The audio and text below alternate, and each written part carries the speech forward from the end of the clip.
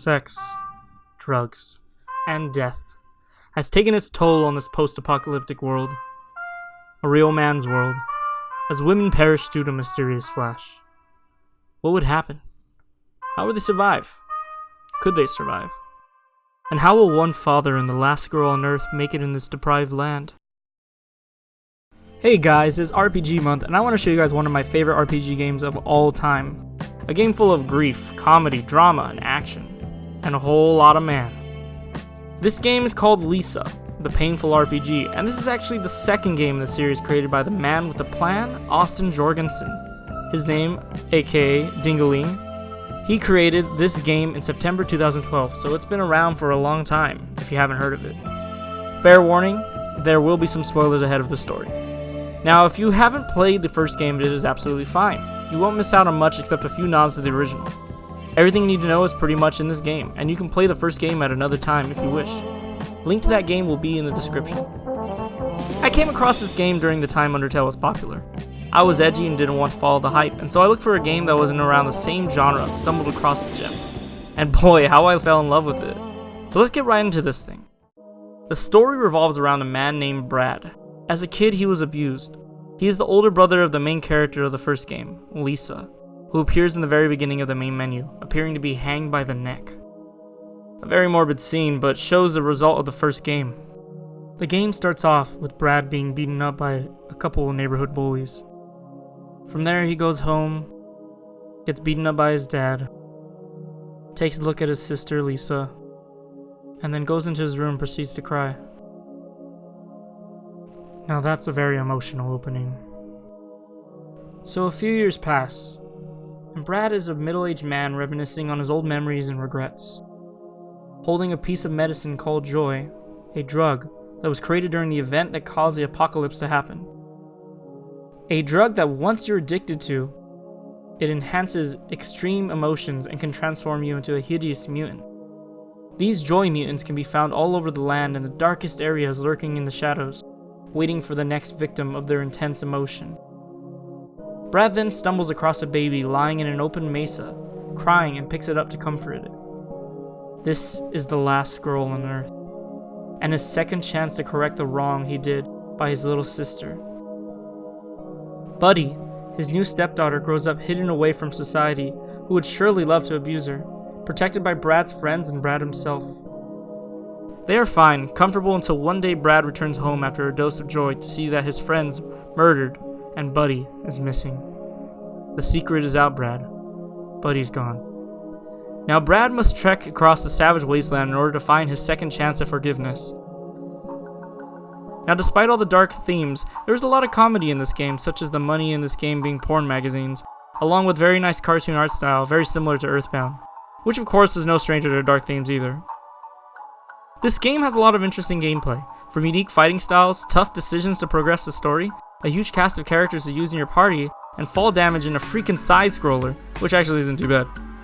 The unique fighting style starts with our main character Brad, who uses the WASD keys to do different combos. You can click on skills like a normal RPG, but memorizing his combos initiates the moves along with extra hits, so it pays to have a good memory. Then there's Terry Hints, who does, well, he gives you hints. That's really about it. He's not really a good character, and you will get a few joke characters in this game, and that's the charm behind it.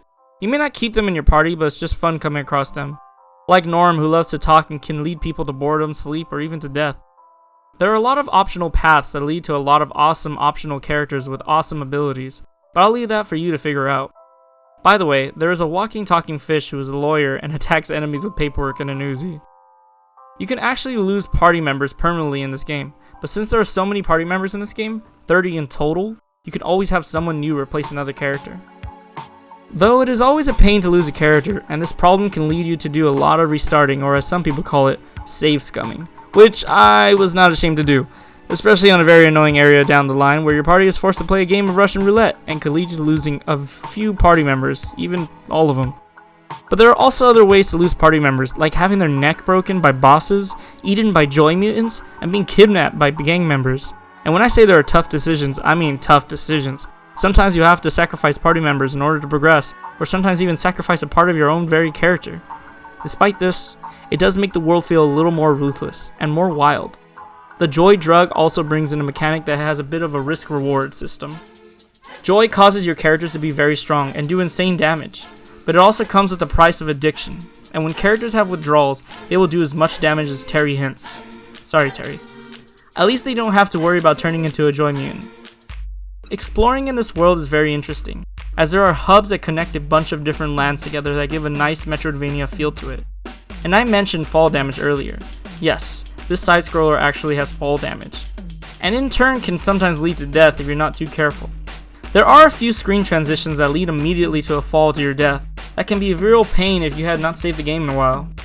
Nonetheless, the platforming can be very fun, and the falling can sometimes be hilarious. The art for this game, as I've said before, is very similar to Earthbound, but boy does it have a lot of things to make you feel very uncomfortable, from sick poses, nasty mutants broken and torn up, to just plain ugly man faces. But in turn, this weird art can also make you laugh, as their emotionless faces can make moments feel very awkward, especially when children are on fire. Sorry. Now this is where it's really at. The music in this game is straight fire. Like, damn, listen to this.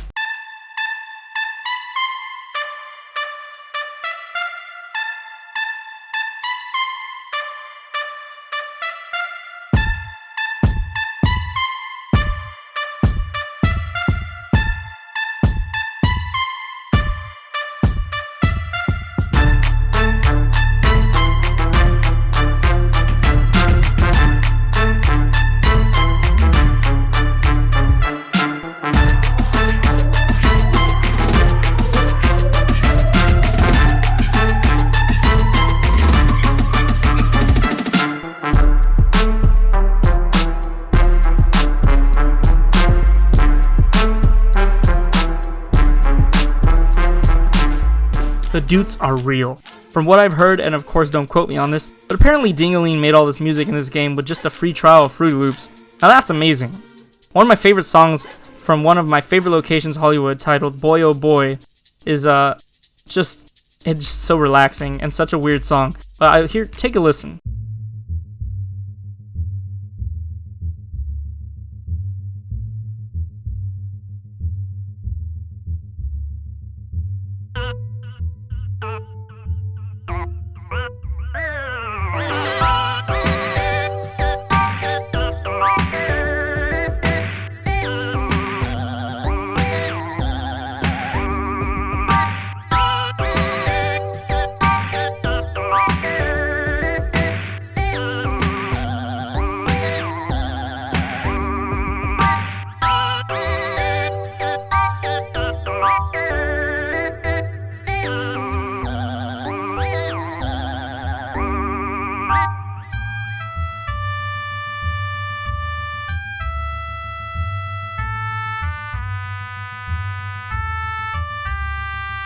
You see what I'm talking about?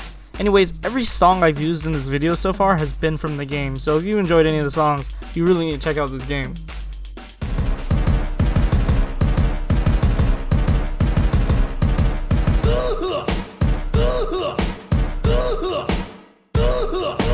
I have nothing else to say. Now, as much as I love this game, I do have some little gripes, which are very few. Besides falling off cliffs and losing party members like I mentioned earlier, but one of my biggest problems, which of course is solved after playing the game for a while, is getting lost. I know some of you are probably wondering how I get lost, but it's more of just some areas are hard to read, and when the colors are very saturated, I'm looking at you, Blood Moon area. Also, the bathhouse area was very confusing as well, but maybe that was just the intention. Now this is okay, and I'm sure it's not a problem for everybody, so it's more of just a personal opinion. But I just thought I'd mention this because it did kind of frustrate me a little bit. So, not a lot of cons for this game, and actually I got a few more pros to talk about. Grinding in this game is easy and makes it so that your party members never fall behind, even if they weren't placed in the group previously. A lot of areas are really great, such as the Hollywood area and Garbage Island, with some areas being very disturbing like the island with the mustache man, and the art gallery full of joy mutants. So overall, this game is full of interesting creatures and strange people all just looking for a good time. Oh, and before I forget, this game also has an expansion where you get to play as Buddy, surviving in this hellhole. Just know that the expansion is almost twice as hard as the main story, not for the faint-hearted. So I guess I should give this game a score. I'm gonna give it 8.5 Joy Capsules out of 10. It's not a perfect game, but damn, it's fun.